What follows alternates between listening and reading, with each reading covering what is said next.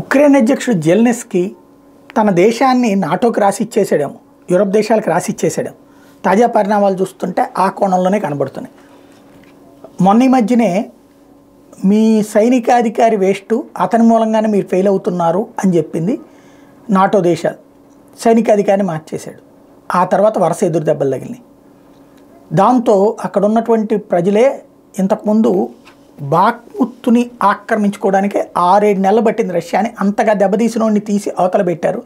తీరా చూస్తే కొత్తోడు వచ్చిన తర్వాత అవద్వేక ఆక్రమణ అయిపోయింది. వరుసపెట్టి డొనెట్స్క్ ప్రాంతం అంతా ఆక్రమించుకునేటువంటి దిశలో రష్యా ముందుకెళ్తే ఉక్రెయిన్ సైన్యాలు పారిపోవడం లేదా లొంగిపోవడం చేసినాయి. కాబట్టి ఫెయిల్యూర్ అని చెప్తున్నటువంటి నేపథ్యంలో మళ్ళీ పాత చీఫ్ని తీసుకొచ్చి పెడతారు అనుకుంటే పాత చీఫ్ని తీసుకురాకుండా బ్రిటన్కి పంపించేశాడు జెలెన్స్కీ.